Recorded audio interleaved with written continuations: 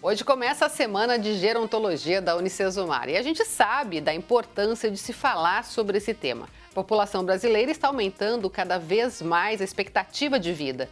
E quem é que não quer envelhecer e viver muito bem?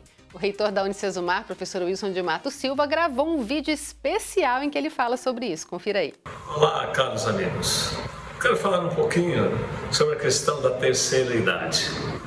Até a geração anterior, a lei ainda diz que a terceira idade é a partir dos 60 anos.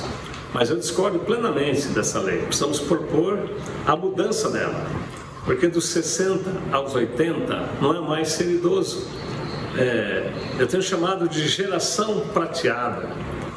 Mas ainda com muita força, muita energia, muita garra, muitos sonhos, tempo para muita realização. Quando eu nasci, a expectativa de vida do ser humano era menos de 45 anos. Eu estou vivo ainda, e bem vivo, e a expectativa de vida chegando aos 80. E meus sonhos são 120 anos.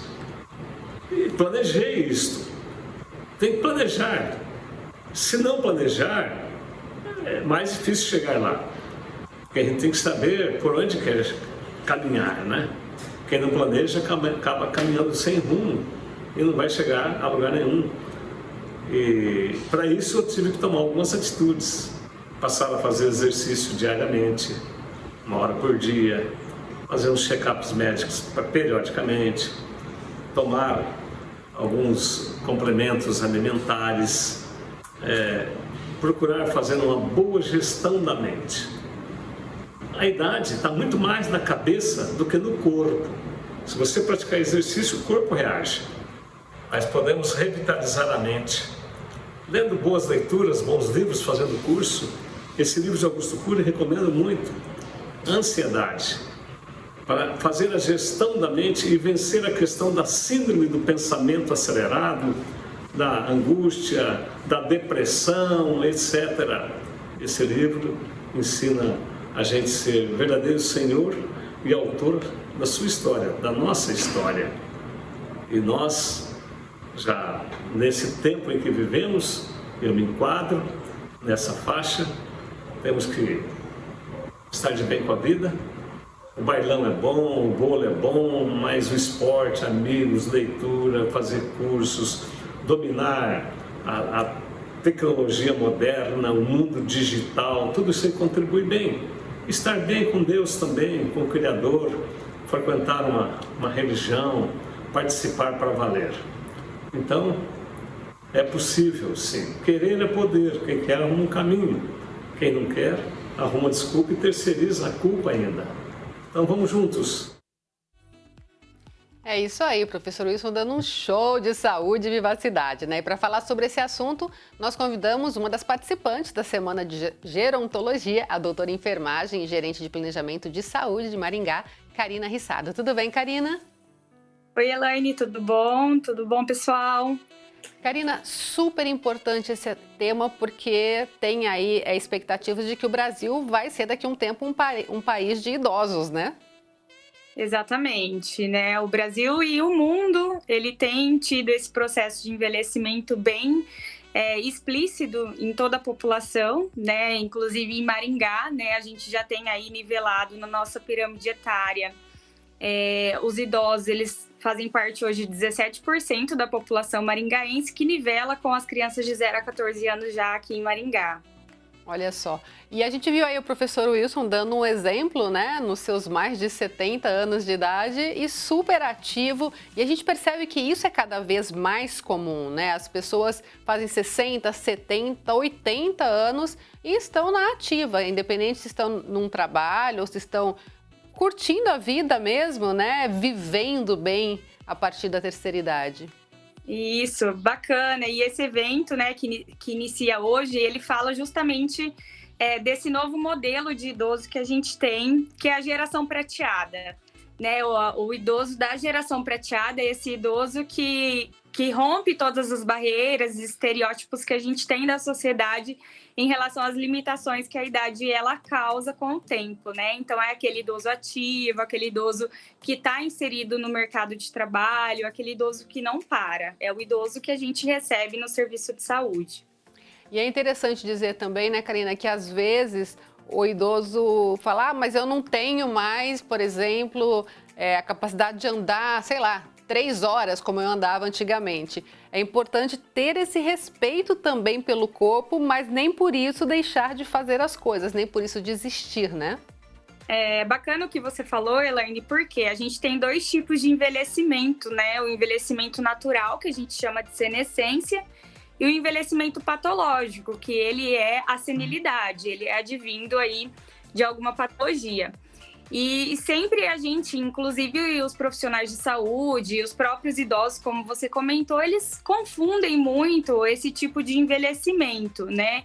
Então, não é porque a idade avança que alguns aspectos a gente tem que se limitar. Então, pelo contrário, a gente tem que estimular que esse idoso, ele continue fazendo as suas funções, né? É claro que com algumas adaptações, com o decorrer do tempo, mas que não pare. Que não pare, que é esse o grande legado nosso. E a gente percebe que, assim, tem muita gente que começa a prática de atividade física um pouquinho mais tarde, né? Depois dos 40 até dos 50. E como o professor Wilson falou, isso é mega, ultra, hiper importante. É isso que vai dar até a diferença da sua qualidade de vida mesmo, né? Isso mesmo, exatamente. Perfeito a fala do professor Wilson, porque assim, o profissional que trabalha com a gerontologia, ele não começa com aquele indivíduo de 60 anos ou mais, ele começa com um adolescente, ele começa com um adulto jovem, ele começa com todo o processo de envelhecimento do ciclo humano, né? E isso é muito importante para a gente ter um avanço e uma melhoria lá no fim. Então, a gente tem esse aspecto, sim, né? E esse cuidado nessa linha, né? Que a gente fala, nessa trajetória do indivíduo. A gente tem uma geração agora que também acabou abusando um pouco da alimentação. Claro, a pandemia contribuiu, né? Mas é importante também, assim, quem quer ter qualidade de vida lá na frente, tem que começar hoje, né? Exatamente, precisa começar hoje, ao agora, né? A gente tem que pensar que todos nós envelheceremos, se Deus quiser, né? Uhum. Esse é um grande, eu falo que é um grande, uma grande sensação, assim, da questão nossa mesmo, um grande ato positivo que o ser humano tem é o processo de envelhecimento. Tem as suas barreiras, as suas limitações, mas isso é um ganho muito grande. Então, envelhecer hoje com qualidade é isso que a gente priva e é isso que a gente tem que levar em consideração. E, Karina, parar com essa história também, né? De, tô ficando velho, não sirvo para isso, não sirvo para aquilo. E também quem está em volta, né? Parar com esse preconceito, porque, na verdade, a maturidade tem um valor, assim, né? Maravilhoso. Nossa, fantástico. O que você falou é isso mesmo. Eu sempre, né, em algumas conversas que a gente tem, tanto em grupos de idosos, com os próprios profissionais dentro da Secretaria de Saúde, eu sempre falo, gente, aquela frase que idoso virou criança, para mim já me dá um susto, assim, porque o idoso, ele tem toda a sua cultura, ele tem uma bagagem de história muito grande que difere, né, da população infantil.